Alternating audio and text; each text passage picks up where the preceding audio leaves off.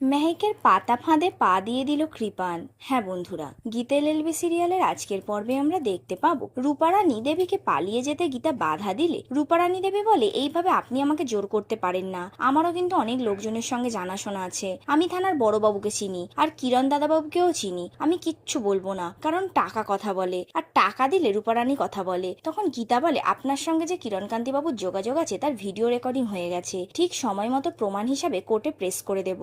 এই কথা শুনেই রূপারানী দেবী সেখান থেকে পালিয়ে যায়। তখন স্টেপনি আর লিকার গীতাকে বলে, এবার কি করবি? উত্তরে গীতা বলে, পদ্মর জ্ঞান ফেরা পর্যন্ত অপেক্ষা করব। এরপর গীতা মেহেককে ফোন করে বলে, সমস্ত প্ল্যান করা আছে, তুমি সময় মতো কৃপানের কাছে পৌঁছে যাবে। তখন মেহেক বলে, আমার বড্ড ভয় করছে, আমি তো কখনো জেলখানায় যাইনি। উত্তরে গীতা বলে, সেটা তো হবেই, কিন্তু তোমার পাপার জন্য এটুকু করতেই হবে, মাথায় রাখবে এটা একটা খুব বড় টোপ, আমি শিওর এই টোপটা গিলবেই ওই কৃপান ব্যানার্জি। এরপর আমরা দেখতে পাবো মেহেক জেলখানায় কৃপানের কাছে গিয়ে তাকে সে খুব ভালোবাসে এই বলে নাটক করতে থাকে। তখন কৃপান বলে, আমিও তোমাকে খুব ভালোবাসি, আমি পদ্মর সঙ্গে যেটা করেছি ভুল করেছি, নেশার ঘোরে ক্ষমতার জোরে করে ফেলেছি, আমি খারাপ ছেলে নই, যাই হোক তুমি কেমন আছো? উত্তরে মেহেক বলে, ভালো নয়, আমার পাপাকে ফাঁসানো হয়েছে, আমার পাপাকে কি বাঁচানো যায় না? আমি তোমাদের দুজনকেই চাই। তখনই আমরা দেখতে পাবো মেহেক তাদের কথাবার্তা সমস্ত কিছু নিজের ফোনে রেকর্ডিং করছে, আর দূর থেকে অন্য কেউ কৃপানের সঙ্গে মেহেকের কথাবার্তা সমস্ত কিছু ভিডিও রেকর্ড করে নেয়। আর এইদিকে কৃপান মেহেককে বলে, তোমার বাবা খুব ভালো লোক, উনি তো খুন করতে চায়নি, খুন করতে গিয়েছিল তো অন্য কেউ, এই বলে সে চুপ করে যায়। তখনই একজন এসে কৃপানকে বলে, ভজন মিত্তির দেখা করতে এসেছে। এই কথা শুনে সেখান থেকে মেহেক চলে যায়।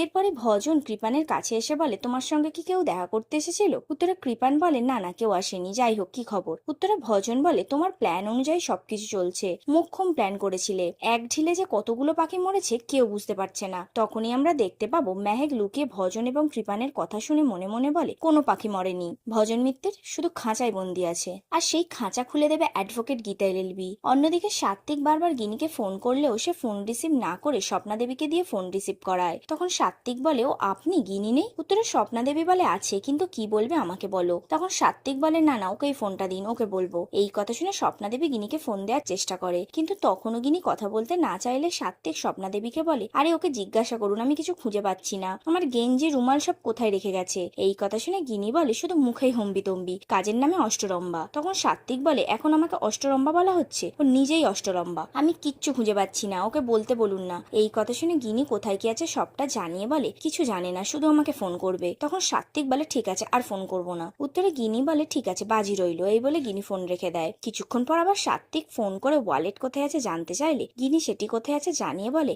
আর কিছু জাহাপনা? উত্তরে সাত্বিক বলে, না না, আর কিছু নয় বেগম। এই কথা শুনে গিনি বলে, এই জাহাপনার যদি আমি বেগম হতাম তাহলে আমার থেকে বেশি খুশি আর কেউ হতো না। এই বলে গিনি ফোন রেখে দেয়। তখন স্বপ্না দেবী গিনিকে কাঁদতে দেখে বলে, সব ঠিক হয়ে যাবে, তুই কাঁদিস না, এই বলে তিনি চলে যান। আর এখানেই আজকের পর্বটি শেষ হয়। গীতা এলএলবি সিরিয়ালের প্রতিদিনের আপডেট পেতে আমাদের চ্যানেলটিকে অবশ্যই সাবস্ক্রাইব করে রাখুন। ধন্যবাদ।